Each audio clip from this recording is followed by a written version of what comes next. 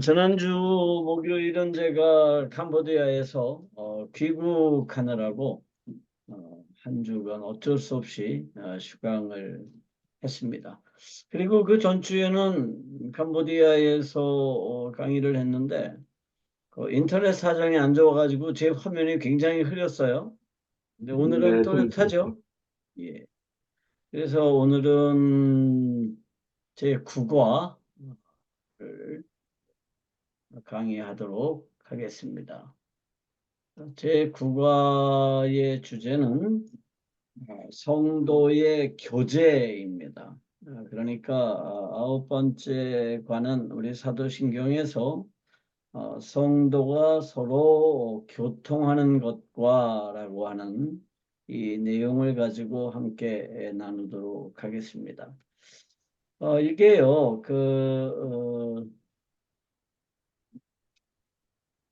그러니까 옛 번역에는 성도가 서로 교통하는 것과라고 이렇게 번역이 돼 있었는데 새 번역에서는 바꿨죠. 그래서 성도가 서로 교제하는 것이라고 바꿨습니다. 우리가 교통한다라고 하면 어떤 개념이냐면 커뮤니케이션이라는 개념이 있어요. 서로가 통한다, 뭐 그런 개념으로 우리가 보통 이해를 하는데 사도신경에서 이 교통 혹은 교제라고 하는 거는 커뮤니케이션이 아닙니다. 보통 이것은 우리가 Communion of Saints라고 이렇게 돼 있어요. 그래서 이거를 번역을 새로 바꿨습니다. 그래서 성도가 서로 교제하는 것이라고 바꿨습니다. 그래서 제 국가의 제목은 Communion of Saints라고 하는 주제입니다.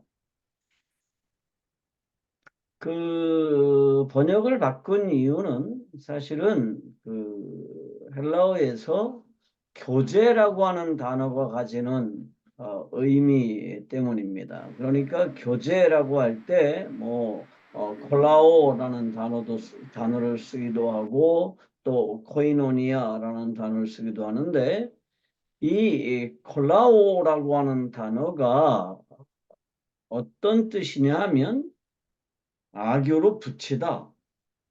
뭐 함께 굳게 결합 또는 접합시키다 그런 뜻입니다. 그러니까 히브리어에서는 이것을 야다라고 하는데요. 그러니까 그 하나로다가 이렇게 붙여지는 것을 의미합니다.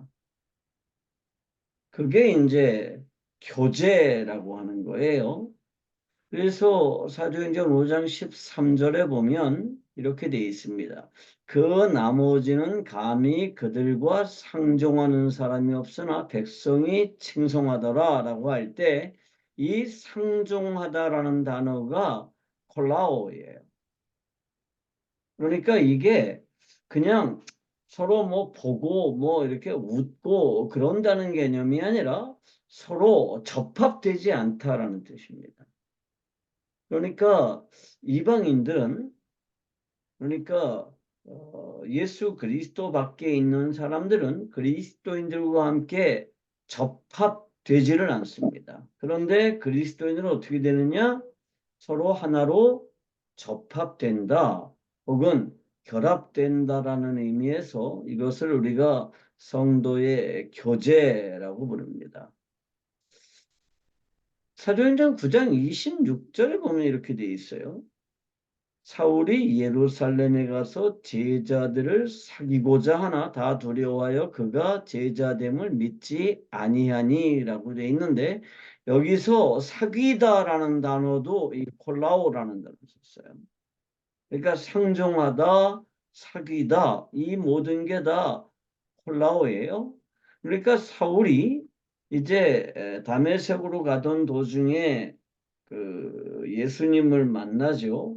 그리고 아라비아로 갔다가 예루살렘으로 왔어요. 3년 만에. 그리고 예루살렘에 와서 이제 제자들과 사귀려고 그랬습니다. 이 사귄다는 게 그냥 뭐 서로 인사한다 뭐 그 정도가 아니라 이 그리스도인 공동체의 이론으로 들어오려고 했다는 뜻입니다. 이것을 우리가 콜라오라고 하고 이 말을 우리말로 번역할 때 이것을 어, 교제라고 번역을 할 수가 있는 거죠. 그러니까 이 교제라는 번역도 그렇게 정확한 번역은 아닙니다. 또 다른 번역이 좀 있었으면 좋겠는데 제가 생각해봐도 또 다른 말이 없어요. 고린도전서 6장 16절에는 이런 말씀이 있어요. 창녀와 합하는 자는 그와 한 몸인 줄을 알지 못하느냐. 일렀을 때 둘이 한 육체가 된다 하셨나니 라고 있습니다. 여기서 합하다라는 단어가 나오죠. 창녀와 합하다라고 할 때 이것을 뭐라고 그러냐 하면 홀라오. 그러니까 둘이 하나가 되는 거죠. 이것을 우리가 이제 교제라고 그러는데 성도들은 이런 교제를 나누게 된다는 거예요. 그러니까 성도들이 서로 뭐 교통한다 그런 뜻이 아니라 성도들은 서로 어떻게 되느냐 한 몸이 된다는 뜻입니다. 한 몸이 되는 거예요.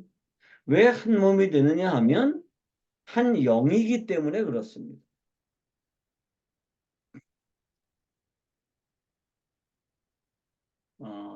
유대인들과 이방인들이 좀 많이 달라요. 그런데 유대인들은 이렇게 생각을 했습니다. 이방인은 절대로 유대인들과 하나가 될 수 없다. 그런 생각을 했어요. 그래서 유대인들만 하나님의 백성들이고 이방인들은 절대로 하나님의 백성이 될 수 없다는 생각을 했죠. 그래서 유대인들은 뭐를 받았느냐 하면 할례를 받았다고 그랬죠. 그런데 그 할례가 의미하는 게 뭐라 그랬어요? 그러니까 유대인들은 나중에는 이거를 뭐 거의 잃어버리다시피 했는데 하나님께서 아브라함에게 할례를 행하신 이유가 뭐냐 하면 아브라함과 하나님께서 언약을 체결하시죠. 언약을 체결하시는데 자, 원래 그 인간이 하나님과의 관계를 유지하려면 하나님과 어떤 약속을 하려면 뭐를 지불해야 되느냐 하면 반역의 대가를 지불해야 됩니다. 제가 누누이 얘기하지만 인간이 지은 죄는 인간과 인간 사이에서 벌어진 불경건의 문제가 아니라 뭐가 문제라고 그랬어요? 인간이 스스로를 하나님이라고 주장한 그 반역이 문제예요. 그래서 인간이 하나님과의 관계를 유지하려면 그 반역의 대가를 지불해야 되는데 그 반역의 대가가 뭐냐면 죽음이에요. 그래서 죄의 삭은 사망이라고 그랬죠. 그런데 아브라함이 하나님과 언약을 체결하고 하나님의 백성이 되고 하나님은 그들의 하나님이 되려면 반드시 해야 되는 게 뭐냐면 반역의 대가를 지불해야 됩니다.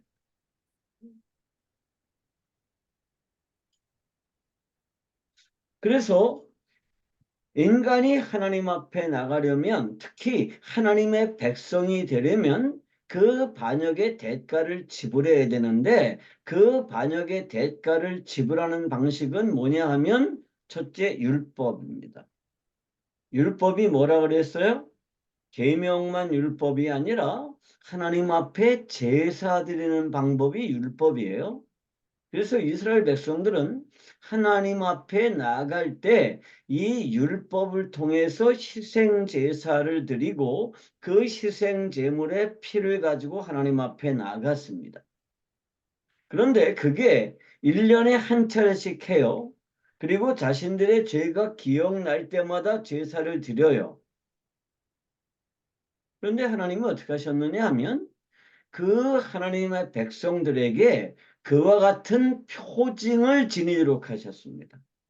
어떤 표징을 지니도록 하셨느냐 하면 자신들의 반역죄에 대한 대가를 지불하도록 하는 그 표징을 몸에 지니도록 하셨습니다. 그게 뭐냐면 몸의 가장 중요한 곳에 표피를 잘라내는 방식입니다.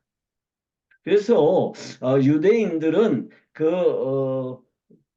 남자의 가장 중요한 부분인 그 성기의 표피를 잘라냈습니다.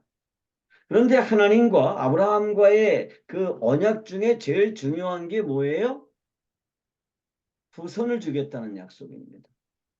후손을 주겠다는 약속을 하면서 하나님께서 아브라함과 그의 아들인 이스마엘에게 뭘 요구하시느냐 하면 표피를 잘라낼 것을 요구하십니다. 다시 말하면 생식기를 잘라내는 거예요.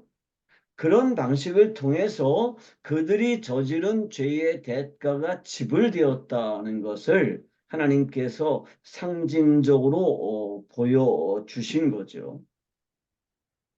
그래서 유대인들은 자신들만 할례를 받았기 때문에 자신들만 뭐냐면 하나님의 백성이고 할례를 받지 않은 이방인들은 하나님의 백성이 아니라고 생각을 했습니다. 그래서 하나님의 백성인 유대인들과 하나님의 백성이 아닌 이방인들이 결합하는 거. 다시 말하면 히브리어로는 이걸 야다라고 한다고 그랬죠. 이렇게 되는 거는 있을 수가 없는 일이에요. 이방인들과 유대인들은 서로 교제를 할 수가 없습니다. 밥도 같이 먹을 수가 없고 같이 사업도 할 수 없고 그런 관계였어요. 그런데 이제 예수님이 승천하시고 성령 하나님이 오신 다음에 어떤 일이 벌어졌냐면 이방인들에게도 성령 하나님이 오셨다는 거예요.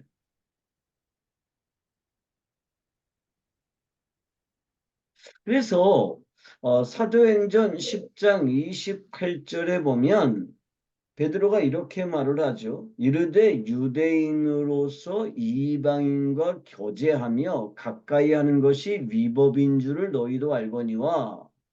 그러니까 이방인하고 교제하는 거, 이방인하고 결합되는 거, 혹은 이방인하고 하나가 되는 거는 이거는 율법에 어긋나는 겁니다.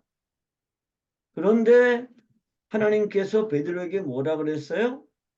아무도 속되다거나 깨끗하지 않다 하지 말라. 이렇게 말씀을 하셨습니다. 고넬료를 찾아갔을 때. 그리고 그런 말을 할 때에 어떻게 됐느냐 하면 성령께서 그 말씀을 듣는 모든 사람들에게 내려왔습니다. 이때 베드로도 놀랬고 베드로와 함께 거기를 방문했었던 할례 받은 신자들이 엄청나게 놀랐어요. 자, 지난번에 제가 설명을 했지만 오순절에 성령께서 임하셨을 때 그 성령이 임하는 현장에 있던 사람들은 대부분 아니 거의 그 할례 받은 유대인들이었습니다. 왜냐하면 유월절 예식을 위해서 모여 있던 사람들이거든요. 그러니까 할례 받지 않은 이방인들이 거기 있을 수가 없었어요. 그런데 할례 받은 유대인들이 성령을 받고 하는 거는 당연한 일이죠. 왜냐하면 성령을 받았다는 얘기는 이제부터 하나님의 백성이 되었다는 표징입니다. 그런데 이방인들에게도 성령이 부어졌어요. 이방인들에게. 그리고 이방인들에게 성령이 부어졌다는 표시가 뭐냐면 이방인들도 똑같이 방언을 말했습니다. 언제와 똑같이? 오순절 때 있었던 일과 똑같은 방식으로 막 방언을 말하고 막 이랬어요.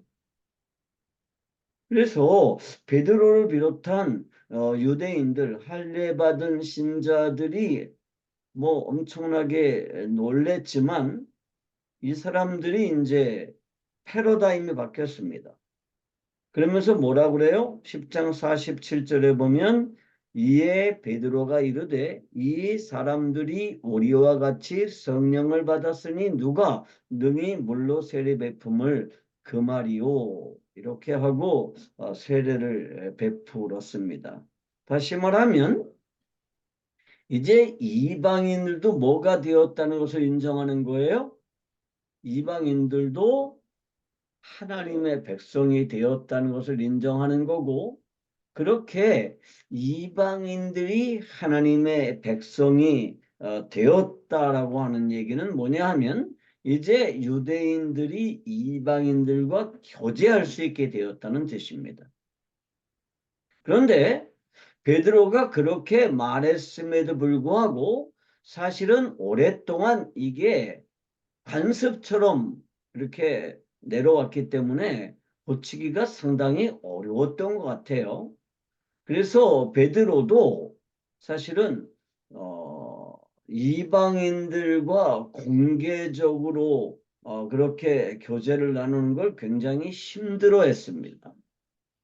그 내용이 갈라디아서 2장 11절부터 13절에 기록되어 있어요. 게바가 안디옥에 이르렀을 때에 책망받을 일이 있기로 내가 그를 대면하여 책망하였노라.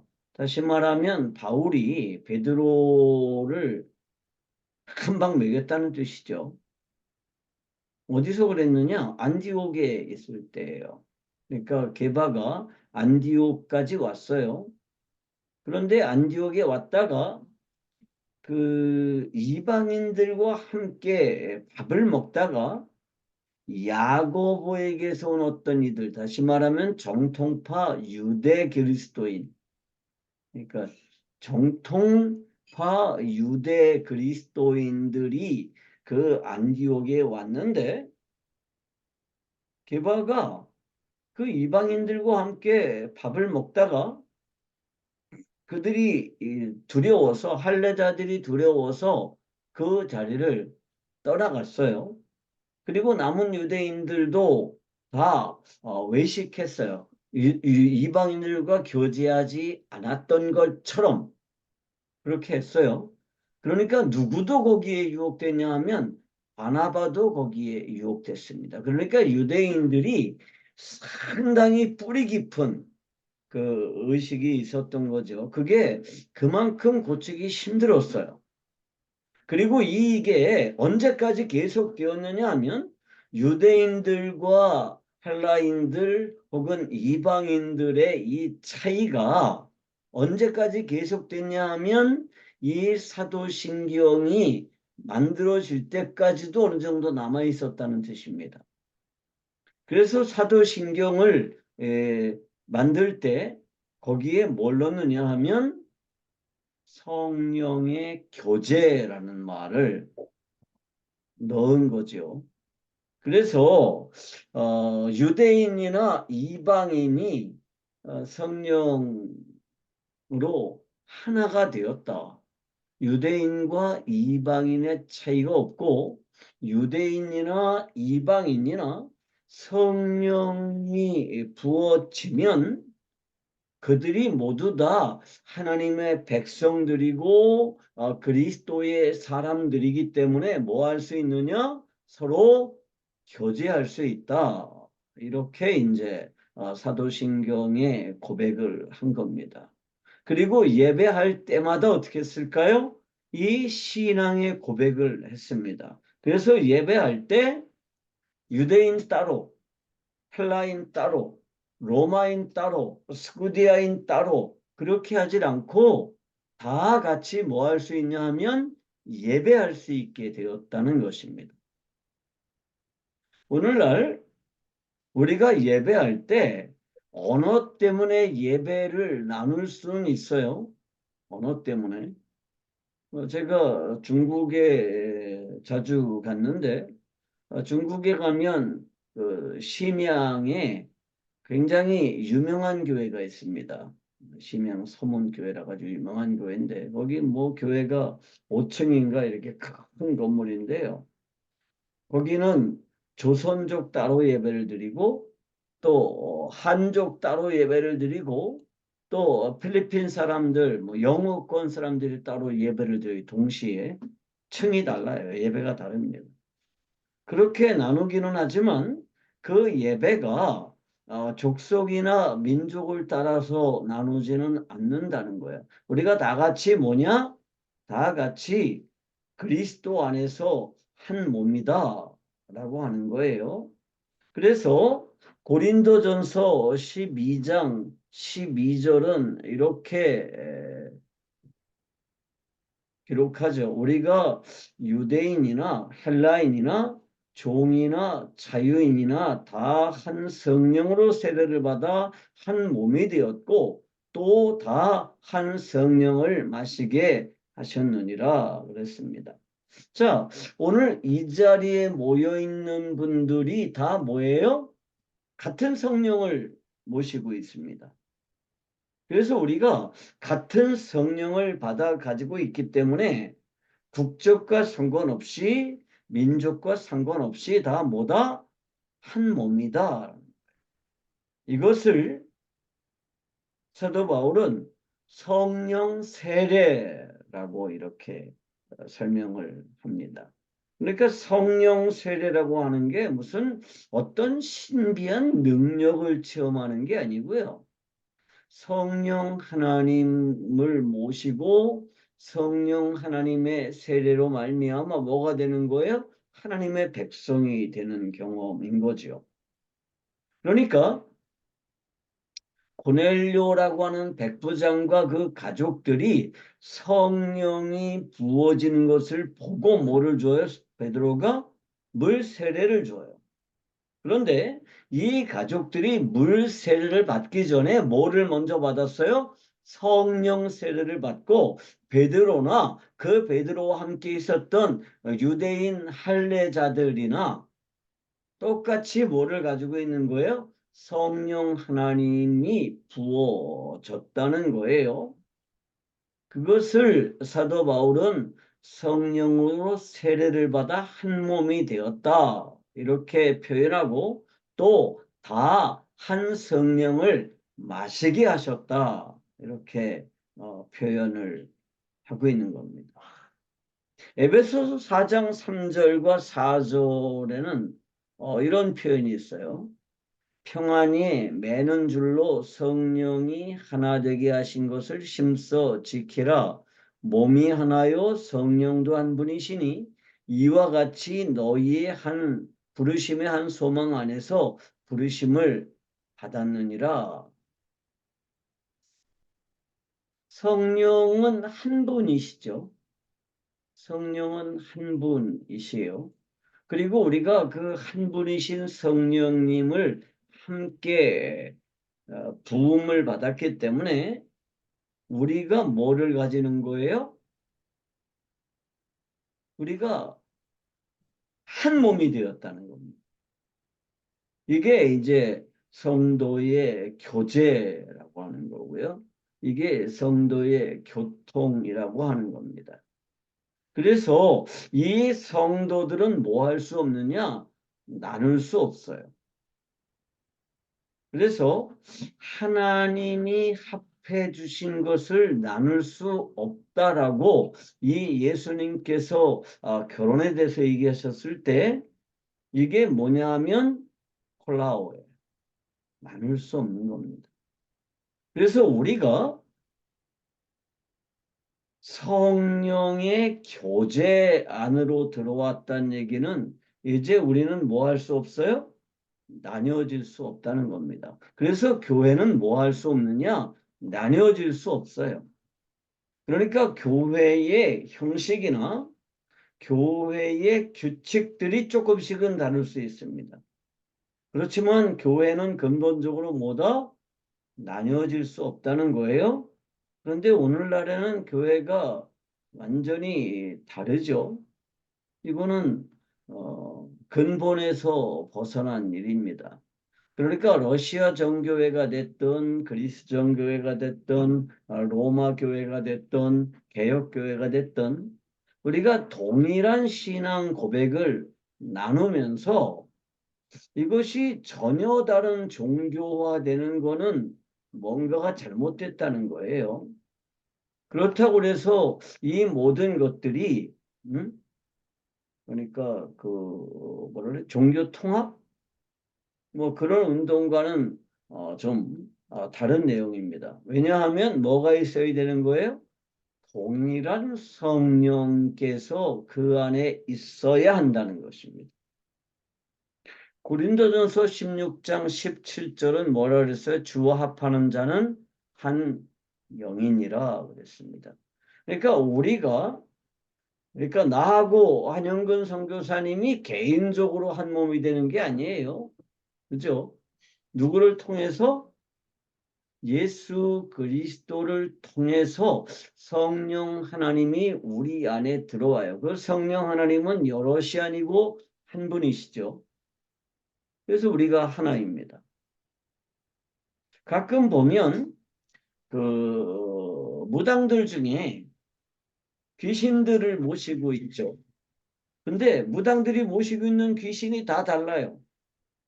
어떤 귀신은 최영 장군 그 귀신을 모시고 있다고 그러기도 하고 어떤 또 무당은 무슨 애기동자 귀신을 모시고 있다고 그러기도 하고 어떤 귀신은 또 무슨 그 명나라의 무슨 황제를 귀신으로 모시고 있다고 하기도 하고 그래요. 귀신들이 달라요. 힌두교에도 굉장히 많은 신들이 있습니다. 그래서 어떤 힌두교 신자는 시바를 예배하고 시바와 하나가 되기를 추구하고 어떤 그 신도들은 브라흐마를 추종하기도 하고 다 달라요. 그런데 우리가 예수 그리스도를 믿는다는 얘기는 우리가 예수 그리스도 안에 있다는 얘기고 그 성령 하나님을 우리가 함께 모시고 있다는 겁니다. 그래서 이것은 다른 이방 종교와는 확연하게 다른 부분입니다.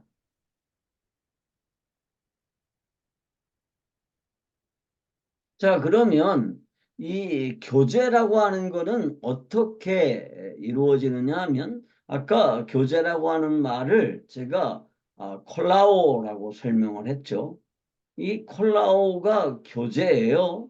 그런데 성경에 보면 이 교제라는 용어가 다른 용어도 있습니다. 그 다른 용어가 이제 우리가 잘 알고 있는 코이노니아, 코이노니아예요. 근데 이 코이노니아가 뭐냐 하면 이거는 성찬을 그러니까 커뮤니온 서비스 우리가 교제한다라고 할 때 그냥 서로 뭐 같이 밥을 먹고 뭐 서로 커피를 마시고 그 인간과 인간으로서 교제를 나누는 게 아니라 성도의 교제는 뭐냐? 첫 번째로 커뮤니온 서비스라는 겁니다. 성찬이죠. 그래서 고린도 전서 11장 23절에서 26절에 뭐라고 돼 있어요? 내가 너에게 전한 것은 주께 받은 것이니 곧 주 예수께서 잡히시던 밤에 떡을 가지사 축사하시고 떼어 이르시되 이것은 너희를 위하는 내 몸이니 이것을 행하여 나를 기념하라 하시고 식후에 또한 그와 같이 잔을 가지시고 이르시되 이 잔은 내 피로 세운 새 언약이니 이것을 행하여 마실 때마다 나를 기념하라 하셨으니 너희가 이 떡을 먹으며 이 잔을 마실 때마다 주의 죽으심을 그가 오실 때까지 전하는 것이니라 이렇게 말씀하셨습니다. 중요한 건 뭐냐 하면 고린도전서 10장 17절에 있는 말씀이에요.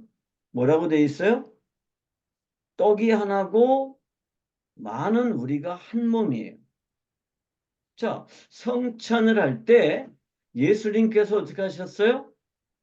많은 떡을 조각조각 나 있는 떡을 나눠주신 게 아니라 어떻게 하셨어요? 큰 빵을 하나 조금씩 떼어서 주셨습니다. 그러니까 모든 제자들이 어디에 참여한 거예요? 한 빵에 참여한 거예요. 그게 성찬이 의미하는 겁니다. 그러니까 유대인들이 본래부터 식사할 때 빵을 한 개를 가지고 이렇게 나눠 먹은 게 아니에요. 그런데 예수님께서 유월절 만찬을 하실 때 어떻게 하셨느냐면 빵 한 개를 가지고 나누어 주셨습니다. 그러면서 그 빵이 뭐라 그랬어요? 내 몸이다 그랬어요. 내 몸을 상징하는 것이다. 이렇게 말씀하셨습니다. 그러니까 떡이 하나예요. 그리고 그 떡, 그 많은 그 하나의 빵에 많은 무리들이 함께 참여합니다. 어떻게 참여하느냐? 그 빵을 나눠 먹음으로써 참여하는 거예요. 잔도 마찬가지죠. 잔도 어떻게 해요? 잔 하나에 포도주를 따르고 그 잔을 돌려가면서 모든 사람들이 함께 마시는 방식입니다. 원래 성찬식은 그렇게 하는 거예요. 그런데 이제 지금은 사람들이 워낙 많다 보니까 그 잔을 가지고 함께 나눠 먹을 수가 없어요. 그래서 이제 지금은 조그만 잔에 큰 한 병에 있는 포도주를 따라서 같이 먹죠. 포도주를 큰 병에 있는 포도주를 따라서 조금씩 이렇게 나눠 먹는 방식으로 성찬식을 합니다. 그런데 본래는 한 잔에 참여하는 거예요. 그 잔은 뭐를 상징하느냐 하면 예수님의 피를 상징하죠. 그래서 우리가 이 예수님의 피에 함께 참여하는 거죠. 그게 이제 커뮤니언 서비스입니다. 그게 코이노니아의 핵심이고요. 그게 성도의 교제입니다. 우리가 축복하는 바 축복의 자는 그리스도의 피에 참여함이 아니며 우리가 떼는 떡은 그리스도의 몸에 참여함이 아니냐. 이렇게 사도 바울은 설명하죠. 그러니까 우리가 이 성찬에 참여한다는 건 뭐냐 하면 그리스도의 교제에 참여한다는 거고 이렇게 그리스도의 교제에 참여한다는 것은 우리가 한 몸이 되었다는 것을 확인하는 의식이에요. 그래서 사실은 초대교회 예배에서 가장 중요한 의식이 뭐냐 하면 이 성찬을 나누는 것입니다. 오늘날에도 천주교회에서 미사를 진행할 때 제일 중요한 게 이 성찬이죠. 그런데 그 성찬을 이제 잘못 이해를 해서 그 성찬을 할 때 예수님의 살을 먹으면 그 예수님의 살이 내게로 들어와서 내 살로 변하고 내 몸을 거룩하게 변화시킬 것이다. 이런 잘못된 교리가 생겨났어요. 그리고 그 예수님의 그 잔을 먹을 때 그 예수님의 잔은 곧 예수님의 피로 바뀐다. 이런 생각이 생겨났습니다. 그래서 예수님의 살인 빵을 먹을 때 그 예수님의 살인 빵을 씹을 수가 없어요. 잘근잘근 씹을 수가 없죠. 그래서 어떻게 해요? 그 떡을 그 빵을 혀에 살짝 올려놓으면 사르르 녹아버리는 걸로 만듭니다. 그래서 모든 그 신도들이 신부 앞에 나가면 신부가 그 떡을 이렇게 하나씩 혀에다가 올려놔 주죠. 그러면 이제 그 사람들은 그것을 이렇게 사르르 녹여서 이제 삼키죠. 그리고 나서 포도주를 주는데 그 포도주를 성도들에게 잔을 다 돌리면 뭐 중간에 흘려지고 막 그럴 거 아니에요. 그러면 이게 거룩한 예수님의 피인데 그러면 큰일 나니까 어떻게 해요? 신부가 혼자 마셔요. 그래서 천주교 신자들은 그 예수님의 그 살로 상징되는 떡은 받아 먹지만 포도주는 신부가 대표로 혼자 마십니다. 그래서 캐톨릭에서는 이 신부의 역할이 굉장히 중요한 거예요. 왜냐하면 예배 때마다 뭐를 해야 되기 때문에 성찬식을 해야 되기 때문입니다. 이 기독교에서 이 성찬식을 가끔씩 하는 거는 조금 좀 문제가 있습니다. 가능하면 예배 때마다 성찬식을 했으면 좋겠는데 칼빈 이후로 기독교의 예배는 성찬이 중심이 아니라 말씀이 중심인 예배로 바뀌어졌어요. 그래서 이제 성찬식은 뭐 많이 하는 교회는 뭐 거의 매주 하지만 또 그렇지 않은 교회는 1년에 2차례 하기도 하죠.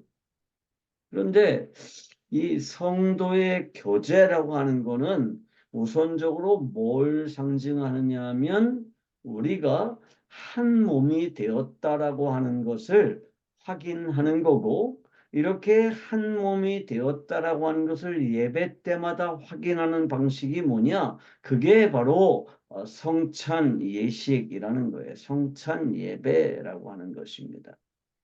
그래서 우리가 성찬 예배를 드릴 때마다 뭐를 확인해야 되느냐? 우리는 한 몸이다라는 것을 확인하는 겁니다. 그러니까 목사가 예수님의 몸을 우리들에게 공급해 주는 게 아니에요. 우리가 그 예수님의 몸에 참여하는 거고 그 예수님의 몸에 참여하는 방식으로 뭐가 이루어지느냐? 우리가 한 몸이 되었다는 것을 확인하는 것입니다. 교제라는 건 첫째 성찬을 나누는 거고요. 또 교제는 뭐냐 하면 펠로십을 나누는 거예요. 교제는 그러니까 이 코이노니아라고 하는 거는 뭐를 의미하느냐 하면 그 사귐을 의미합니다. 고린도후서 6장 14절부터 18절에 보면 이렇게 돼 있어요. 너희는 믿지 않는 자와 멍에를 함께 매지 말라. 의와 불법이 어찌 함께하며 빛과 어둠이 어찌 사귀며 그리스도와 벨리알이 어찌 조화되며 믿는 자와 믿지 않는 자가 어찌 상관하며 라고 되어 있습니다. 그러니까 우리가 이제 교제를 나눌 때 서로 사귈 때 뭐가 중요해요? 이방인들과는 함께 멍에를 매지 말라는 겁니다. 여기서 멍에를 맨다라는 표현이 가장 많이 쓰여지는 게 뭐냐면 결혼이라는. 그러니까 믿지 않는 자와 공통의 목표를 가지고 함께 걸을 수 없다는 거예요. 믿지 않는 자와 공통의 몽해를 가지고 함께 사업을 하거나 함께 가정을 꾸리거나 그럴 수 없다는 겁니다. 왜냐하면 이 교제는 근본적으로 뭐기 때문에 한 몸이 되었다라는 의미이기 때문입니다. 그리고 한 몸이 되었다라는 것은 뭐냐 하면 서로 교제, 사귀는 겁니다. 팔로십을 하는 거죠. 서로 발을 맞춰서 함께 가는 거예요. 하나님의 성전과 우상이 어찌 일치가 되리요? 우리는 살아계신 하나님의 성전이라 이와 같이 하나님께서 이르시되 내가 그들 가운데 거하여 두루 행하여 나는 그들의 하나님이 되고 그들은 나의 백성이 되리라. 그러므로 너희는 그들 중에서 나와서 따로 있고 부정한 것을 만지지 말라. 내가 너희를 영접하여 너희에게 아버지가 되고 너희는 내게 자녀가 되리라. 전능하신 주의 말씀이니라 하셨느니라. 성도의 교제라고 하는 거는요, 사귐과 관련이 있습니다. 그러니까 믿지 않는 자하고 인생을 같이 걸어갈 수 없다는 거예요. 응? 그래서 그들 중에서 나와서 따로 있고 부정한 것을 만지지 말라. 이렇게까지 말씀을 하셨습니다. 오늘날 우리가 이런 고백을 해요. 성도의 교제에 대해서 고백을 하면서도 이 성도의 교제라고 하는 부분이 뭐 완전히 무시되죠. 그래서 이방 여자들 혹은 이방 남자들과 결혼하는 문제에 대해서 별로 고민하지 않습니다. 별로 고민하지 않아요. 근데 성경은 성도의 교제라고 하는 것은 사귐의 방식으로 교제를 나누라는 거예요. 우리가 보고 들은 바를 너에게 전함은 너희로 우리와 사귐이 있게 하려 함이니 우리의 사귐은 아버지와 그의 아들 예수 그리스도와 더불어 누림이라. 여기서 이 사귐이라는 단어가 코이노니아예요. 코이노니아는 아까 말한 콜라오하고 일맥상통하는 측면이 있는데 어떤 쪽으로 이게 더 의미가 있느냐 하면 대인관계라고 하는 측면에서 의미가 있습니다. 그래서 그리스도인들은 그리스도인들과 교제를 나눠야 되고 그리스도인들과 가정을 꾸려야 된다라고 하는 거죠. 그리고 요즘 뭐 좋은 직장, 좋은 그 부모, 좋은 학력 뭐 이런 거 주로 따지고 그의 영적인 수준 혹은 영적인 상태에 대해서는 우리가 살펴보지 않는 것은 심각한 문제입니다.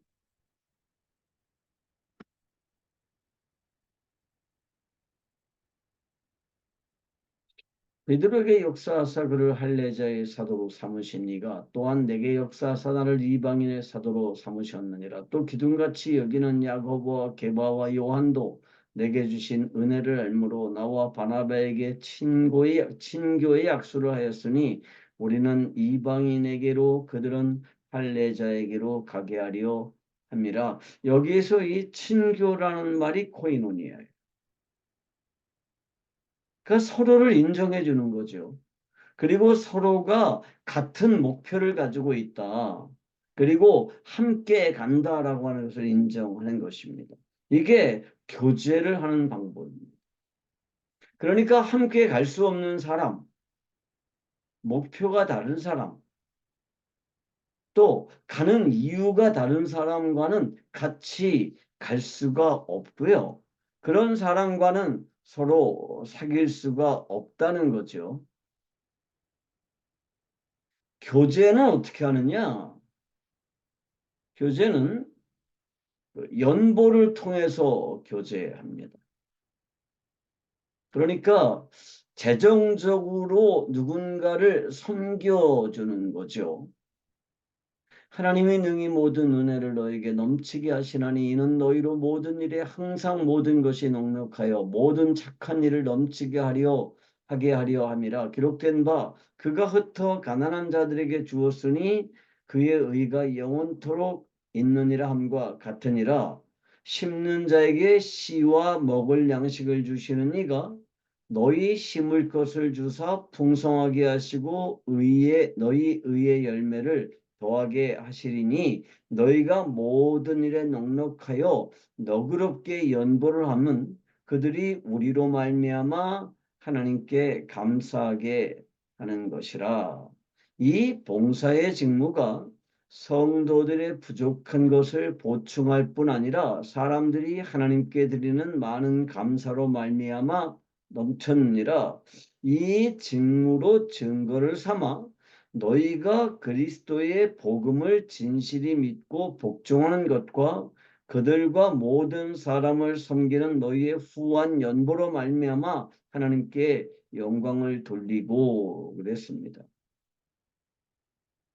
그러니까 우리가 그리스도 안에서 한 몸이 되고 한 교제를 나눈다는 것은 뭐를 의미하느냐? 우리가 그들에게 연보를 하는 것을 통해서 증명한다는 거예요. 그래서 이 봉사의 직무가 성도들의 부족한 것을 보충하는 것일 뿐만 아니라 사람들이 하나님께 드리는 감사의 표시이기도 하다는 거예요. 초대교회 당시에 예루살렘에 흉년이 들었습니다. 그래서 사도 바울이 그 선교지 교회에서 연보를 모아서 예루살렘 교회에 전달해 주려고 했어요. 그래서 아가야 지방에 있는 성도들, 그다음에 마게도냐 지방에 있는 성도들이 연보를 하게 하고 그 연보를 모아서 예루살렘으로 가지고 가서 예루살렘 교회에 있는 성도들에게 전해 주었습니다. 그러니까 이 연보라고 하는 거는 혈연과 관계가 없어요. 그러니까 믿음 안에서 하나님이 내게 채워주신 것을 부족한 자들에게 나누어 주는 것입니다. 그게 연보고요. 그 연보라고 하는 방식을 통해서 우리는 교제하죠. 한 몸이 되었다는 것을 확인합니다. 저는 뭐 여기 다 선교사님들도 마찬가지지만 그 후원을 모아서 사역을 하죠. 후원을 모아서 사역을 해요. 그래서 후원이 없으면 아무것도 할 수가 없어요. 사도 바울도 그랬습니다. 그러니까 어떤 분들은 사도 바울이 뭐 늘 직업을 가지고 그 직업을 통해서 돈 벌어 가지고 사역했다고 착각하는 분들도 있던데 그런 건 아니에요. 그러니까 사도 바울 시대에는 은행이라는 게 없었어요. 금융이라는 게 없었죠. 그래서 계좌를 통해서 돈을 보내는 시대가 아닙니다. 그래서 사도 바울이 마게도냐에 있을 때는 성도들이 그 사도 바울을 도와줘야 돼요. 주로 빌립보 교회가 그 사도 바울을 후원을 했는데 빌립보 교회가 마게도냐에 있잖아요. 문제가 안 돼요. 그런데 이제 사도 바울이 아가야 지방으로 내려갔어요. 고린도에 있었단 말이에요. 그럴 때는 빌립보 교회가 사도 바울에게 그 선교 물품을 돈을 지원하기가 결코 쉬운 일이 아닙니다. 누군가를 보내야 돼요. 그래서 사도 바울이 그 선교비 마련에 굉장히 어려움을 겪었던 시절이 있었을 겁니다. 고린도에서. 그럴 때 바울이 일을 했죠. 그런데 바울도 주로 뭐를 했냐면 성도들의 후원을 통해서 일을 했습니다. 그래서 빌립보서에 보면 빌립보 교회가 서너 번 바울에게 쓸 것을 보내주었다는 것을 알 수가 있고 그것 때문에 바울이 빌립보 교회를 굉장히 칭찬하는 모습을 볼 수가 있습니다. 뿐만 아니라 우리가 그리스도 안에서 교제한다는 얘기는 하나님이 내게 맡겨주신 재물로 어렵고 가난한 사람을 도울 수 있다는 뜻입니다. 그게 개인과 개인이 도울 수도 있고요. 교회와 교회가 도울 수도 있습니다. 그것을 우리가 연보라고 그러죠. 자, 이번에 제가 캄보디아에 다녀왔어요. 그래서 거기에서 두 번의 세미나를 했는데 거기에 다녀오는 재정이 필요하죠. 그 재정은 내가 가지고 있는 돈으로 하는 게 아니고요. 그 재정은 누군가의 후원을 통해서 마련이 됐습니다. 그러니까 그분들은 그 후원을 통해서 뭐 하는 거예요? 부본식 목사의 사역에 뭐 하는 거예요? 동참하는 겁니다. 그래서 저는 저에게 재정적인 후원을 해주신 분에게 따로 감사의 인사를 드리질 않아요. 왜냐하면 그분들은 뭐 하는 거예요? 저를 통해서 하나님이 하시는 일에 기도와 재정으로 동참하는 것이기 때문입니다. 그렇게 동참하는 것을 뭐라고 그러느냐? 그것을 코이노니아라고 그러고요. 그렇게 동참하는 것 중에 하나가 뭐냐? 연보를 통해서 하는 겁니다.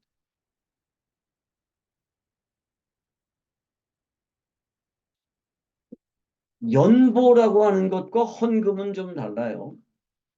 헌금은 누구한테 하는 거예요? 하나님께 드리는 겁니다. 왜 헌금하죠? 사실 헌금의 정신은 이런 거예요. 내가 가지고 있는 모든 것은 내 것이 아니라 하나님께서 내게 맡겨주신 것이다라는 정신이 있는 거죠. 하나님께서 내게 맡겨주신 것입니다.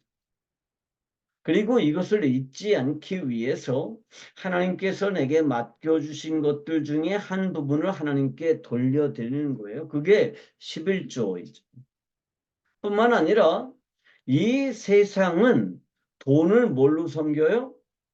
주인으로 섬기고 돈을 신으로 섬깁니다. 그런데 우리는 돈이 주인이 아니고 돈이 신이 아니라는 사실을 확인하면서 사람들이 주인으로 섬기고 신으로 섬기는 그 돈을 하나님께 드리는 거예요. 그게 우리가 드리는 헌금입니다. 그러면 그 헌금은 교회에서 받아서 하나님의 나라를 확장하는 일에 사용하죠. 그런데 헌금 중에 특별히 가난한 이웃을 위해서 드리는 연보가 있습니다. 또 어려움에 빠진 교회를 위해서 드리는 연보가 있어요. 이 둘이 지금은 거의 뭐 그렇게 구별되지를 않습니다. 왜냐하면 지금은 성도들이 그 구제 헌금이라는 명목으로 연보를 같이 하기 때문이죠. 그런데 중요한 거는 이거예요. 우리가 성령 안에서 교제를 나누라는 얘기는 어떤 방식으로 교제를 이루느냐 하면 연보를 드리는 방식으로 교제를 이룬다는 겁니다. 그래서 사도 바울이 이렇게 얘기를 하죠. 그러나 이제는 내가 성도를 섬기는 일로 예루살렘에 가노니 이는 마게도냐와 아가야 사람들이 예루살렘 성도 중 가난한 자들을 위하여 기쁘게 얼마를 연보하였습니다. 그러니까 마게도냐에 있는 성도들과 아가야, 즉 고린도 지역에 있는 그리스 남부 지역입니다. 그 지역에 있는 성도들이 예루살렘 성도 중에 가난한 자들을 위해 기쁘게 연보를 했다는 거예요. 그래서 우리가 알 수 있는 게 뭐냐 하면 성령 안에서 교제라고 하는 것은 지역을 초월하고 인종을 초월하고 연보를 초월, 언어를 초월한다는 겁니다. 저희가 기뻐서였거니와 또한 저희는 그들에게 빚진 자니 만일 이방인들이 그들의 영적인 것을 나눠 가졌으면 육적인 것으로 그들을 섬기는 것이 마땅하니라. 그들은 예루살렘으로부터 뭘 받았어요? 영적인 복음을 받았습니다. 사도 바울은 어디서 왔어요? 예루살렘에서 왔어요. 그러니까 우리가 영적인 일이 되었던 육적인 일이 되었던 이게 나누어질 수가 없고 한 몸이기 때문에 우리가 당연하게 뭐를 하는 걸 통해서 연보를 하는 것을 통해서 우리가 교제를 나눌 수 있다는 거죠. 그래서 지금도 저는 한국 교회 성도들이 기쁘게 연보를 할 수 있다는 것에 대해서 정말 감사를 드립니다. 그래서 저 같은 선교사들, 여러분들 같은 선교사들이 사역을 할 수 있는 거죠. 사역을 할 수 있는 겁니다. 교제를 나눈다는 것도 어떻게 하는 거냐? 어소시에이션, 협력하는 거예요. 협력하는 거. 힘을 모으는 거죠. 우리가 축복하는 바 축복의 자는 그리스도의 피에 참여함이 아니며 우리가 떼는 떡은 그리스도의 몸에 참여함이 아니냐. 떡이 하나요 우리가 한 몸이니 이는 우리가 다 한 떡에 참여함이라.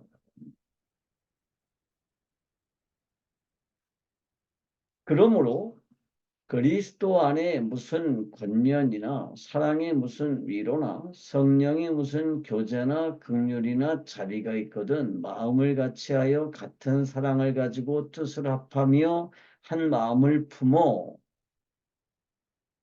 이게 교제예요.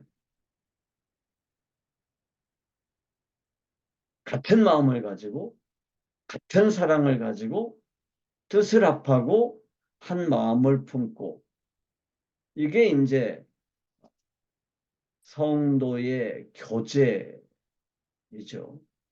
그러면서 어떤 방식으로 구체적으로 하느냐 하면 아무 일에든지 다툼이나 허용으로 하지 말고 오직 겸손한 마음으로 각각 자기보다 남을 낮게 여기고 각각 자기 일을 돌볼 뿐더러 또한 각각 다른 사람의 일을 돌보아 나의 기쁨을 충만하게 하라. 그러니까 마음을 같이 하고 같은 사랑을 가지고 뜻을 합하고 한 마음을 품는다는 얘기는 뭐냐 하면 내 일을 돌아볼 뿐더러 다른 사람의 일을 돌아보라는 거죠. 이게 이제 소위 말하는 배려한다는 의미죠. 그래서 그리스도인들은 구체적으로 어떻게 하는 거냐 하면 어소시에이션 하는 겁니다. 큰 공동체를 이루고요. 이 공동체 안에서 서로가 협력하는 건데 어떻게 협력하느냐? 다툼이나 허용으로 하지 말고 겸손한 마음으로 각각 자기보다 남을 낮게 여기고 이게 좀 어, 어려운 일이죠. 쉬운 일은 아닙니다. 그런데 우리 안에 누가 계세요? 성령 하나님이 계시기 때문에 이 일이 가능하다라는 겁니다. 이게 성도의 교제예요. 그래서 교회는 뭐냐 하면 거룩한 공동체라고.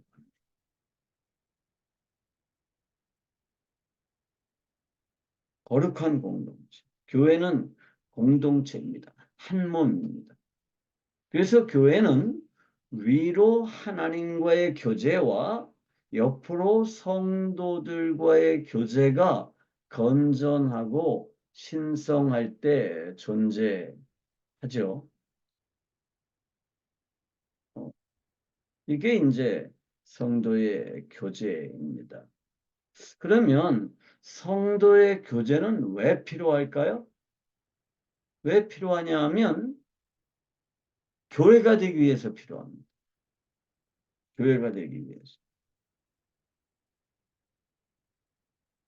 그러니까 교회라고 하는 것은 성도의 교제가 필수적이라는 거죠.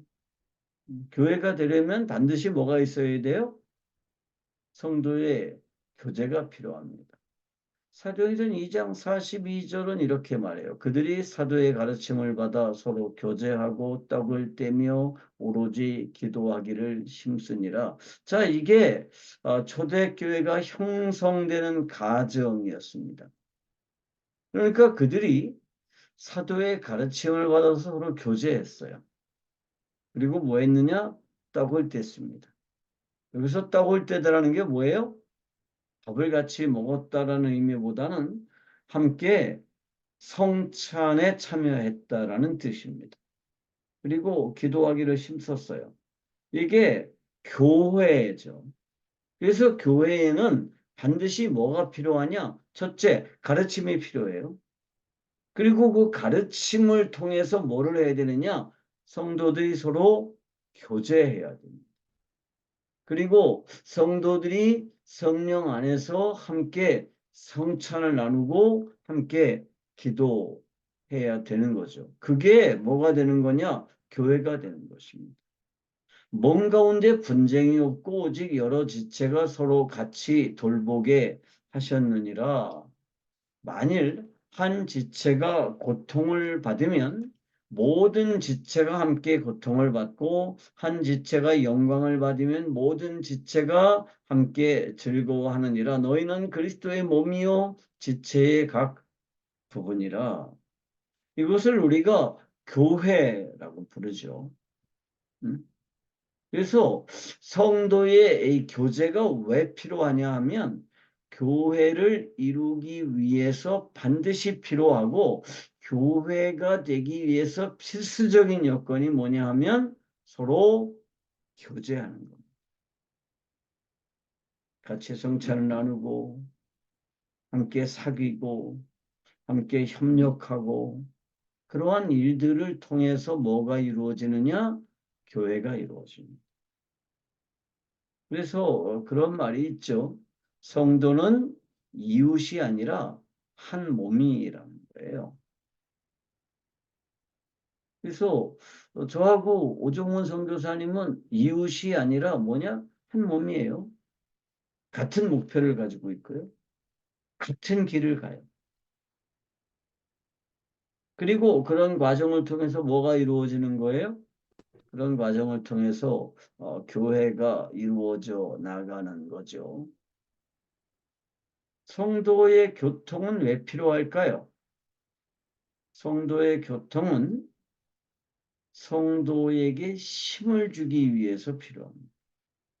그러니까 성도들이 함께 연합하면, 함께 협력하면, 하나가 되면 뭐가 생기느냐?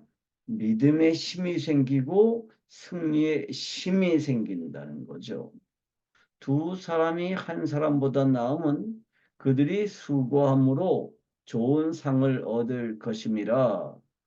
혹시 그들이 넘어지면 하나가 그 동물을 붙들어 일으키려니와 홀로 있어 넘어지고 붙들어 일으킬 자가 없는 자에게는 화가 있으리라. 두 사람이 함께 누우면 따뜻하거니와 한 사람이면 어찌 따뜻하리야. 한 사람이면 패하겠거니와 두 사람이면 맞설 수 있나니 세 겹줄은 쉽게 끊어지지 아니하느니라. 저는 어렸을 때 농촌에서 자랐어요. 근데 그때는 난방을 뭘로 했어요? 아궁이에 장작을 떼서 난방을 했습니다. 그 장작을 뗄 때 장작이 하나는 못하죠. 하나는 못타요. 어떻게 해요? 몇 개의 장작이 같이 붙어 있어야 비로소 뭐를 만들어요? 불이 타고 따뜻한 온기를 만들 수 있습니다. 그것들을 따로따로 다 밖으로 끄집어내면 어떻게 해요? 그러면 꺼져요. 그러니까 옛날에는 저희 어머님 때는 이제 장작불을 피워서 밥을 했잖아요. 그러면 이제 밥이 막 끓으면 뜸을 들일 때 어떻게 해요? 그 안에 있는 장작들을 다 끄집어내요. 다 끄집어내면 어떻게 해요? 장작이 꺼져요.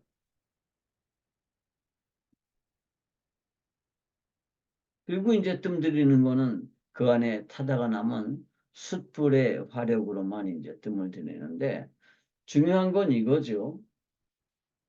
합쳐 있어야 모여 있어야 뭐가 되느냐? 힘이 난다는 거예요. 교회는 왜 필요하냐? 성도들이 연합해서 교회를 이루어야만 거기에서 뭐가 생기느냐? 영적인 힘이 생깁니다. 믿음의 힘이 생기죠. 서로가 서로를 격려할 수 있죠. 이 세상 사람들도 서로 그렇게 연합하죠.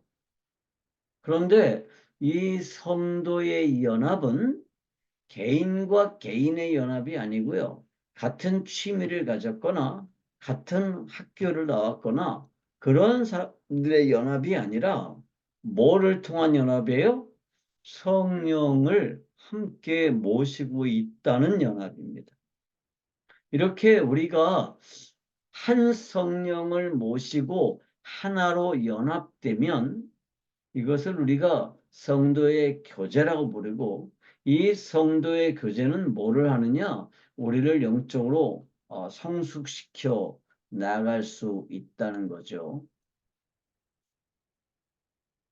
갈라디아서 5장 22절 23절 우리가 다 잘 알고 있습니다. 오직 성령의 열매는 사랑과 희락과 화평과 오래 참음과 자비와 양선과 충성과 온유와 절제니 이 같은 것을 금지할 법이 없느니라.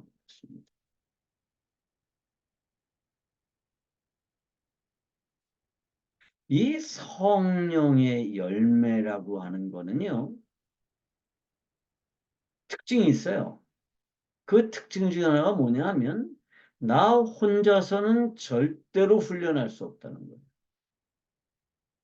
성령의 열매는 나 혼자 무슨 뭐 40일 금식기도 하고, 무슨 수도원에 들어가서 뭐 몇 년 동안 수련하고, 그런다고 해서 이 성령의 열매가 맺혀지는 게 아닙니다.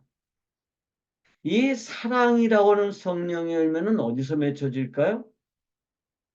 상대가 있어야 맺혀지고요. 이 상대는 어디일까요? 교회 안에서의 상대. 그럴 때 여기서 뭐가 맺혀져요? 여기에서 사랑이 훈련되는 거죠. 물론 이 세상 사람들도 사랑이 있어요. 그죠? 사랑할 줄 알아요. 그런데 그들의 사랑과 이 성령의 열매로서의 사랑은 근본적으로 달라요. 이 성령의 열매로서의 사랑은 우리 안에 계신 성령 하나님께서 내 새 생명을 성장시킴으로써 나타나지는 인격적인 열매들이거든요. 그런데 이 인격적인 성품은 어떻게 성숙되느냐? 함께 있을 때 성숙해. 함께 있을 때. 40일 금식 기도를 100번을 해도 사랑이 생겨나지는 않아요. 이거는 함께 있을 때 생겨납니다. 희락, 화평, 오래 참음, 이런 거 마찬가지죠. 자, 불교적인 그 수련 방식은 뭐예요? 그 한국의 유명한 그 스님 중에 성철이라는 스님이 계셨어요. 근데 그분은 무슨 뭐 몇십 년 동안 면벽 수행을 했대요. 응? 사람을 안 만나고 벽만 바라보면서 수행을 해가지고 참 대단하다 그러는데, 여러분 벽만 바라보고 수행을 하면 희락, 화평, 사랑, 오래 참음, 자비, 양선 이런 게 생겨날까요? 아니에요. 이런 건 어디서 생겨나느냐 하면 상대방이 있을 때 생겨나는 거고, 상대방이 있을 때 비로소 필요한 거예요. 공동체가 없는데 충성이 왜 필요해요? 상대방이 없는데 왜 온유가 필요하고 절제가 필요할까요? 상대방이 없는데 왜 오래 참음이 필요할까요? 그래서 이 성도의 교제라는 게 왜 필요하냐 하면 영적인 성숙을 위해서 필요해요. 이 영적인 성숙은 어디서 비로소 자라나느냐? 어디서 비로소 이루어지느냐? 교회라는 공동체 안에서 이루어집니다. 교회라는 공동체 안에서 내 영성이 풍성해지고 내가 영적으로 성숙해져 갈 수 있습니다. 그리스도인이 이 땅을 사는 이유가 뭐예요? 영적으로 성숙되어서 나를 통해서 누가 드러나는 거예요? 그리스도의 영광이, 하나님의 영광이 드러나지는 것이죠. 여기서 말하는 영광이라고 하는 건 뭐예요?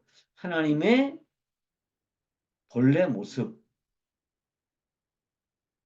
하나님의 본질이에요. 그게 나를 통해서 드러나지는 게 하나님께서 우리들에게 요구하시는 거고 우리가 이 땅을 살아가는 목표입니다.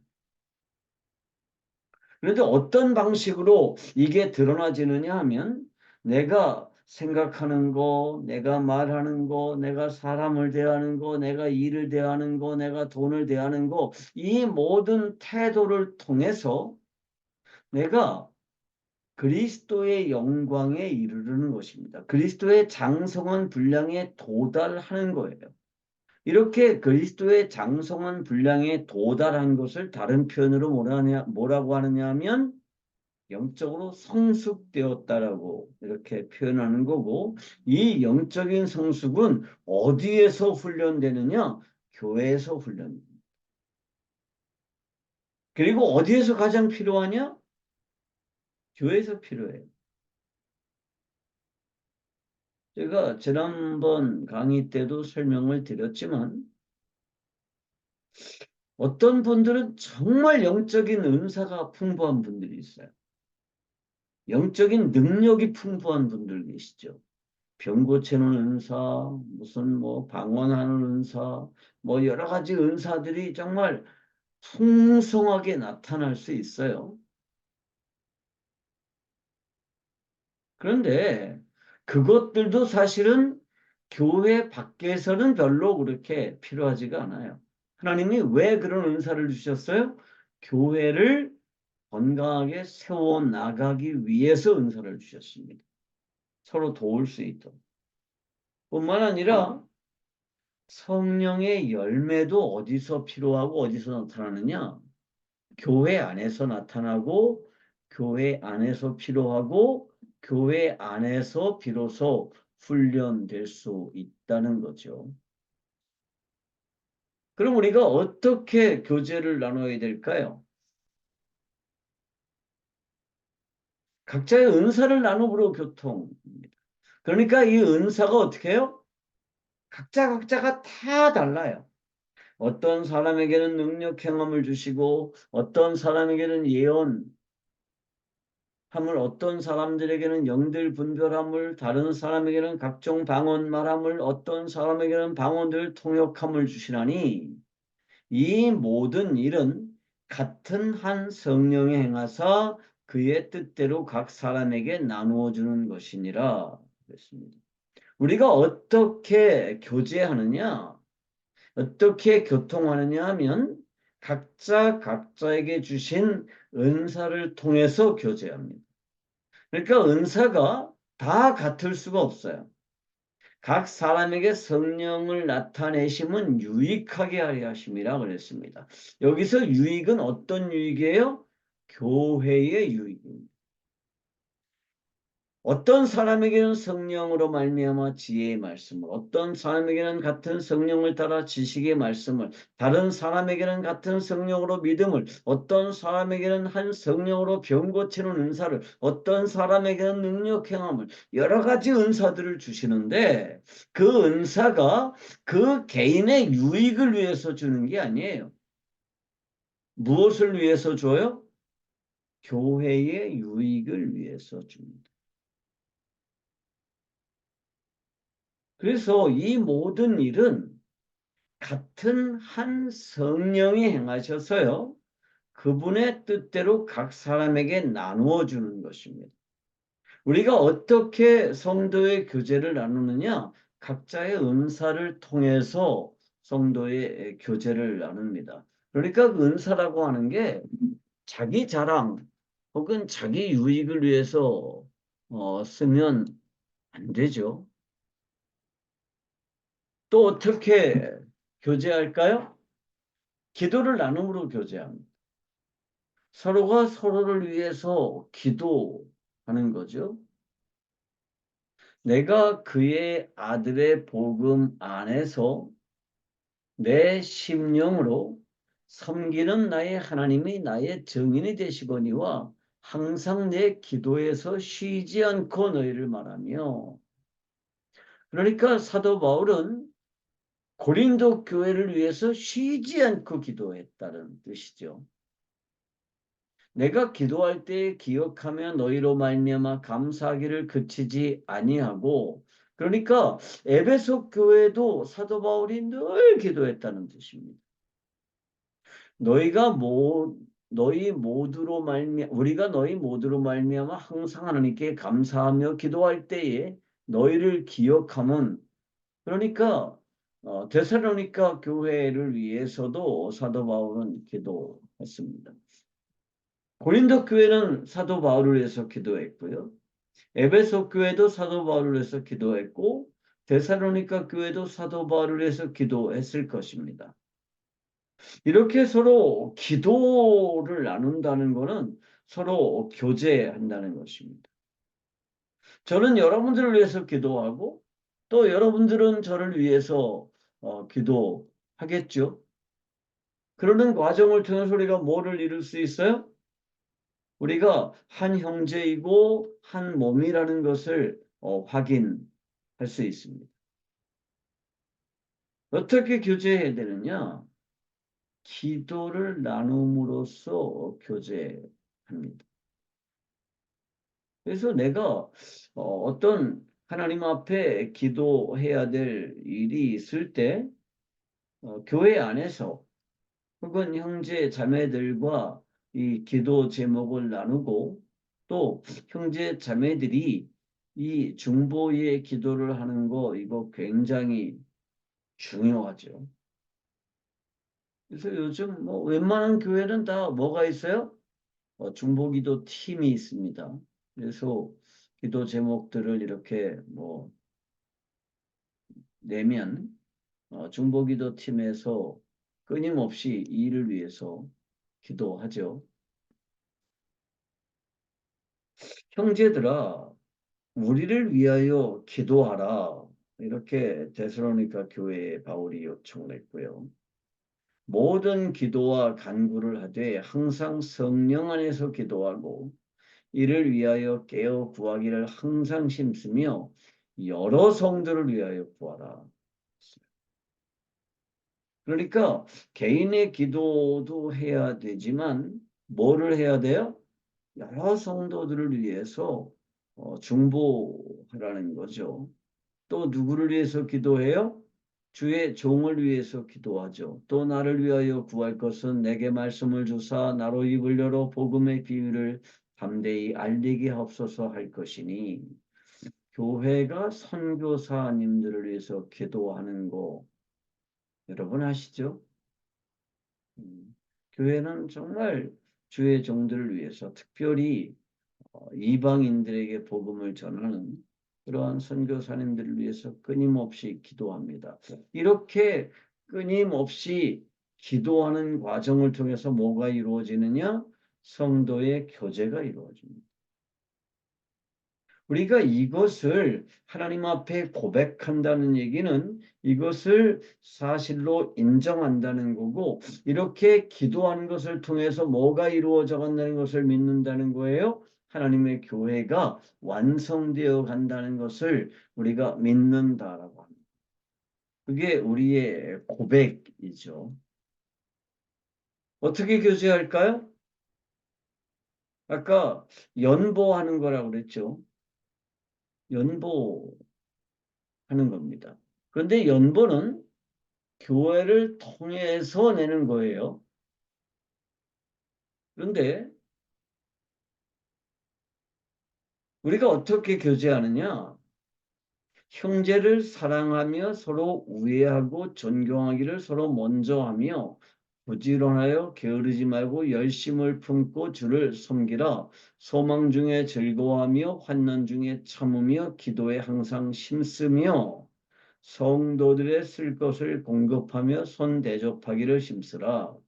형제를 사랑하고 서로 우애하고 서로 존경하고 부지런해서 게으르지 말고 주님을 품고 주님을 섬기는 방식이 뭐냐 하면 성도들의 쓸 것을 공급하고 손님 대접하기를 힘쓰는 겁니다. 그게 이제 우리가 교제를 나누는 방식. 이에요.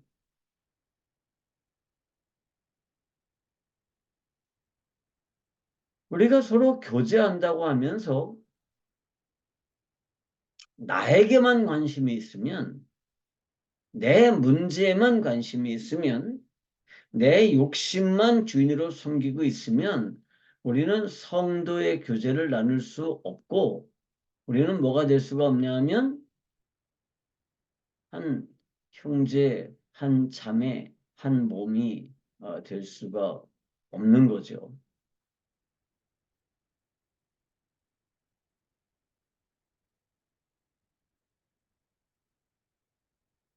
네가 이 세대에서 부한자들을 명하여 마음을 높이지 말고 정함이 없는 재물에 소망을 두지 말고 오직 우리에게 모든 것을 후히 주사 누리게 하시는 하나님께 두며 선을 행하고 선한 사업을 많이 하고 나누어 주기를 좋아하며 너그러운 자가 되게 하라.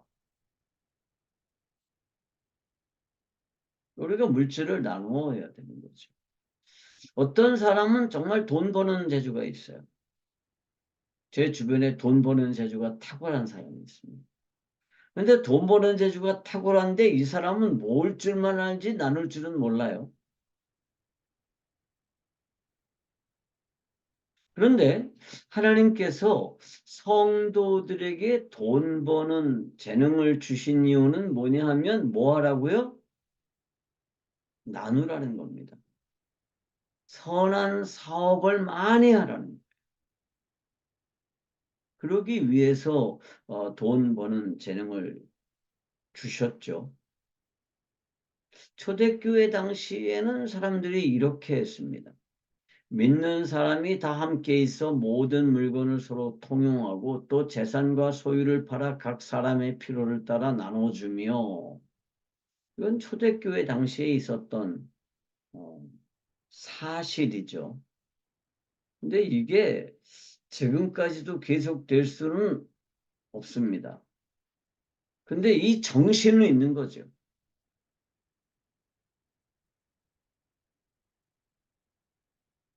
32절에 이렇게 돼 있어요. 사도행전 4장 32절에.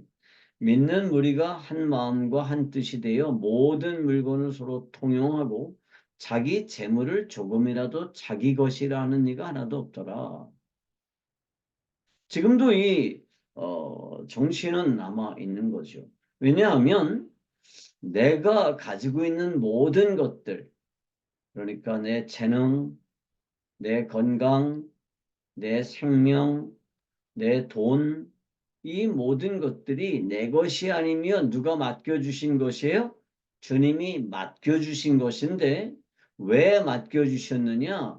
하나님의 나라를 위해서 맡겨주셨습니다. 그래서 우리가 하나님께서 내게 맡겨주신 것을 무엇을 위해서 써야 되냐면 하나님의 나라를 확장하기 위해서 써야 되는데 하나님의 나라는 어떻게 확장이 되느냐? 성도들과의 교제를 통해서 확장이 됩니다. 그런데 이렇게 성도들과의 교제라고 하는 것은 무엇을 나누는 것이냐 하면 내 것을 함께 나누는 것입니다. 하나님이 내게 맡겨주신 것을 함께 나누는 거죠. 그렇게 하나님이 내게 맡겨주신 것을 함께 나눈다라고 하는 가장 강력한 표시가 뭐냐 하면 재산과 소유를 팔아 각 사람의 필요를 따라 나누어 주는 것으로 나타났습니다. 물론 지금은 우리 김용호 권사님 가지고 있는 집 다 팔아서 교회에 드리면 안 돼요. 그렇게 말하는 교회가 있으면 이단입니다. 이단들이 돈이 많은 이유가 그거죠. 네 거 다 팔아서 교회에 내라고 이렇게 하기 때문에 이단들은 돈이 많아요. 그런데 문제는 이거죠. 내가 가지고 있는 모든 것들, 건강, 생명, 시간, 재능, 돈, 이 모든 것들이 내 게 아니라 누구 거예요? 하나님이 내게 맡겨주신 것이에요. 그래서 우리는 누구예요? 하나님의 선한 청지기들이에요. 그래서 우리가 하나님의 것을 맡았으면 하나님이 우리들에게 요구하시는 것은 뭐예요? 충성입니다. 이 충성이라고 하는 게 뭐예요? 선한 청지기로서의 직분을 고수하는 겁니다. 그게 충성이에요. 그러니까 내가 주인이 되려고 하는 건 뭐예요? 그거는 반역이에요. 그런데 내가 주인이 아니라 나는 하나님의 것을 맡았다라고 하는 자세를 고수하는 게 충성이에요. 그리고 내가 하나님의 것을 맡았으면 하나님의 뜻대로 이 모든 것들을 사용해야 되는 거죠. 내게 주신 건강, 내게 주신 생명, 내게 주신 재능, 내게 주신 시간, 내게 주신 돈, 이 모든 것들을 하나님이 내게 맡겨주셨으니까 하나님이 맡겨주신 것들을 최선을 다해서 관리해야 되는 거고요. 하나님이 맡겨주신 것들을 최선을 다해서 관리한다라고 하는 것은 하나님의 집안 식구들에게 때를 따라 공급해 줄 수 있다는 뜻입니다. 선한 청지기는 누구예요? 주인의 집안 식구들에게 때를 따라 필요를 채워주는 사람, 때를 따라 나누어주는 사람이 선한 청지기입니다. 무조건 많이 쌓아놓는 게 선한 청지기가 아니에요. 그래서 우리가 어떻게 이 교제를 하느냐 하면 서로의 것을 나눔으로써 교제해야 한다는 거죠. 어떻게 교제할까요? 또 한 가지는 고통과 기쁨을 함께함으로 교제합니다. 이게 성도의 교제예요. 기쁨과 고통을 함께하는 것. 예수님이 그러셨죠.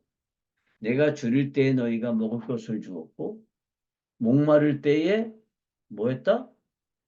너희가 마시게 했고 나그네 되었을 때 영접했고 헐벗을 때 옷을 입혔고 병들었을 때에 돌보았고 옥에 갇혔을 때에 와서 보았느니라.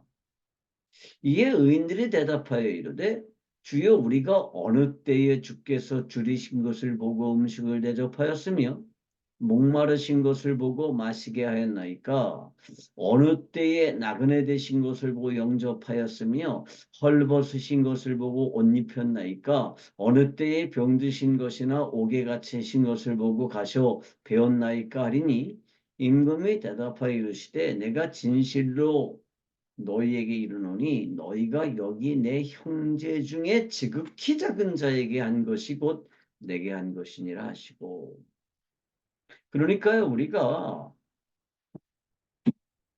내게 뭔가를 갚아줄 수 있는 사람에게 잘하는 거는 누구나 다 할 수 있어요. 그건 이방인들도 하는 거죠. 내게 뭔가 잘할 수 있는 사람에게 뭔가 베풀어 주는 거. 그거 누구나 다 할 수 있어요. 이방인들도 그렇게 해요. 그런데 여기 말씀에 따르면 지극히 작은 자. 그러니까 저 사람은 도와줘 봤댔자 나한테 아무런 유익이 없어요. 근데 그런 사람에게 뭐 하는 거? 그런 사람에게 베풀어 주는 거. 그 사람의 고통과 기쁨을 함께 하는 거. 그게 곧 누구에게 한 거예요? 주인에게 한 것과 같다는 거예요. 그러니까 이 성도들이라고 하는 것은 어떻게 하는 거예요? 모두가 고통과 기쁨을 함께 하는 거죠. 성도의 고통을 함께 나누고 성도의 기쁨에 함께 참여하고 우는 자와 함께 울고 웃는 자와 함께 웃는 것. 그게 성도고요. 그런 성도의 교제를 통해서 성도들이 개인적으로 성숙하고요. 그 성도들이 개인적으로 성숙하는 과정을 통해서 뭐가 이루어져요? 교회가 부흥해요.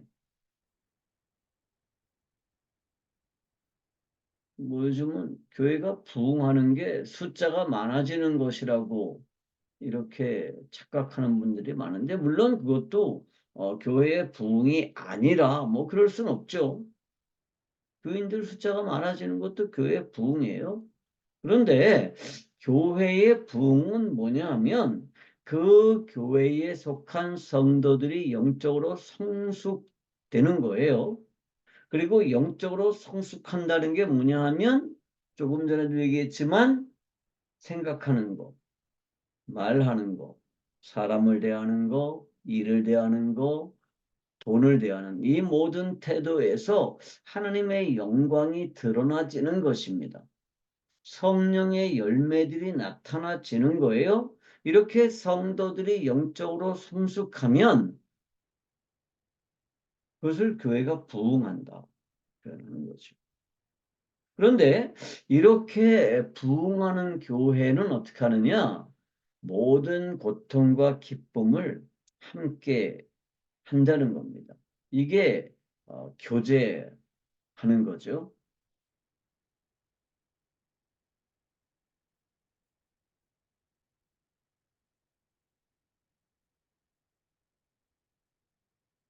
로마서나 고린도서 혹은 디모데 후서에서 그런 말씀이 많이 있죠.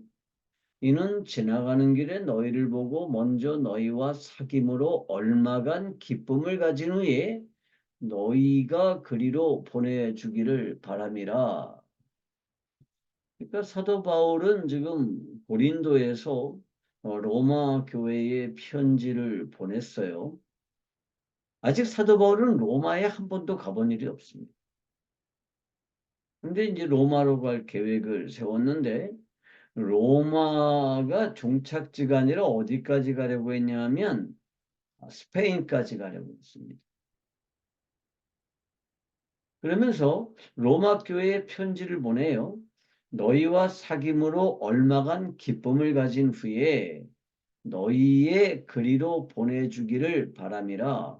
그러니까 사도 바울은 로마 교회가 자신을 스페인으로 보내주는 선교비를 후원해 줄 것을 기대하는 거죠. 그런데 바울의 기쁨이고 누구의 기쁨이에요? 로마 교회의 기쁨이라는 거죠.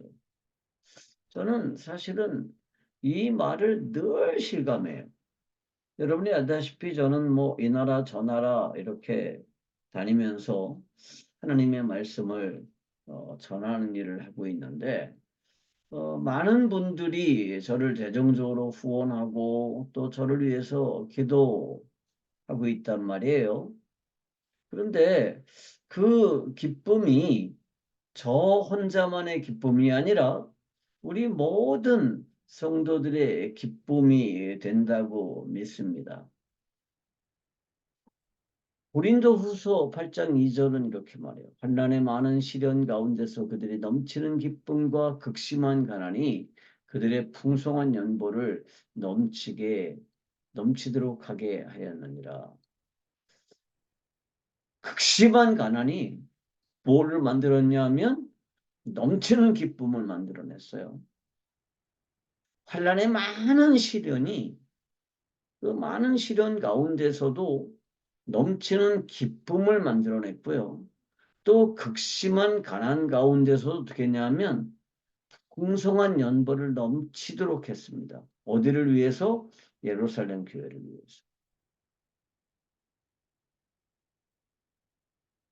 그러니까 예루살렘 교회가 지금 그 흉년과 기근에 들어서 극심한 가난에 시달리고 있다는 얘기를 듣고 그들 역시 가난하지만 뭐를 했느냐? 넘치는 기쁨으로 풍성한 연보를 했다는 것입니다. 우리가 어떻게 교제를 나누느냐 하면 기쁨과 고통에 함께 참여하는 방식으로 우리가 교제한다는 것입니다. 너희를 위한 우리의 소망이 견고함은 너희가 고난에 참여하는 자가 된 것 같이 위로에도 그러할 줄을 알미라. 그러니까 고린도에 있는 교회들이 뭐에 참여했느냐 하면 고난에 참여했습니다. 누구의 고난에 참여했을까요? 바울의 고난에 함께 참여했습니다. 그러니까 당시에는요, 역사적으로 그 길드라고 하는 조합이 있었습니다. 그러니까 어떠한 일을 하든 수공업자가 되든 혹은 상인이 되든 다 뭐가 있었냐면 조합이 있었어요. 그 조합에 참여하지 않으면 왕따가 됩니다. 요즘 부동산 여러분 많이 보죠. 그런데 부동산이요. 서로가 네트워크가 돼 있어 가지고요. 서울에 있는 건물을 제가 살고 있는 안중에 있는 공인중개사가 소개할 수 있어요. 왜냐하면 이 공인중개사 협회라고 하는 이 협회를 통해서 네트워크가 연결이 되고 있거든요. 그런데 거기에서 빠지면 어떻게 될까요? 그러면 사업이 안 돼요. 거기에서 빠지면 뭐만 할 수 있어요? 그 부동산 근처에 있는 무슨 거만 할 수가 있는 거죠. 그런데 당시에 그리스도인들은 이 거대한 길드에 참여하는 게 굉장히 힘들었습니다. 왜냐하면 그 길드는 뭘 했냐면 한 달에 한 번씩 자기들의 신에게 제사를 했어요. 그리고 모든 조합원들이 그 제사에 참여하고 그 제물을 함께 나누어 먹었습니다. 그런데 그리스도인들은 거기에 참여할 수가 없었어요. 그래서 그리스도인들은 대부분 극도로 가난해졌습니다.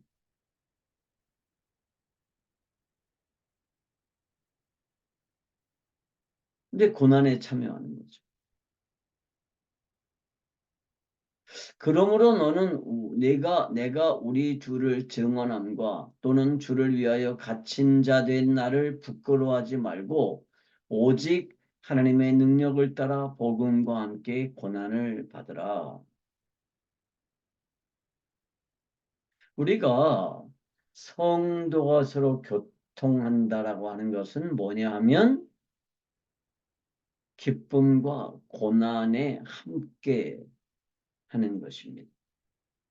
다른 성도들이 굉장히 고통을 당하는데 나는 그런 문제가 없어. 그리고 나 혼자만 편안하게 있는 것은 성도의 자세가 아닌 거죠. 다른 나라도 마찬가지입니다. 그러니까 대한민국에 있는 성도들은 비교적 부유하죠. 밥을 굶는 사람 없고요. 뭐가 먹고 싶은데 돈이 없어서 못 먹는 사람 없죠. 저도 오늘 음, 출장을 갔다 오고 너무 진이 빠졌는지 음식이 맛이 없어요. 그래서 요즘 식사를 제대로 못 하는데 그래도 오늘은 이렇게 운동을 나갔다가 내가 되게 좋아하는 소바를 사 먹었습니다. 메밀소바. 우리 나리타에서도 한번 같이 먹었죠. 그 메밀소바를 먹었는데 그러니까 메밀소바가 먹고 싶은데 돈이 없어서 못 먹는 지경은 아니잖아요. 근데 실제로 먹고 싶은 음식을 돈이 없어서 못 먹는 사람들도 많이 있어요. 우리나라에는 별로 없지만 다른 나라에는 많이 있습니다. 그래서 우리가 그 사람들을 위해서 우리에게 주신 것을 함께 나누고 그 사람들의 고통 혹은 그 사람들의 기쁨을 함께 나누는 방식을 뭐라고 그러느냐? 성도의 교제라고 부릅니다. 그리고 우리가 우리의 신앙 고백에서 성도의 교제라고 하는 것을 우리의 우리가 실천해야 되는 중요한 덕목으로 고백한다라고 하는 것은 아주 의미가 있습니다. 그러니까 이것은요, 다른 이방 종교나 혹은 이방 공동체의 교제와는 달라요. 뭐가 있느냐 하면 우리가 동일한 성령 하나님을 모시고 있고 그 성령으로 말미암아 뭐가 됐느냐? 한 몸이 되었다라고 하는 고백이기 때문입니다. 오늘 강의는 이것으로 마치도록 하고요. 이제 다음 주 한 주간을 더 하게 되면 이번 강의 전체를 마치게 되겠습니다. 기도하고 질문 있으면 질문 받도록 하겠습니다. 기도하겠습니다.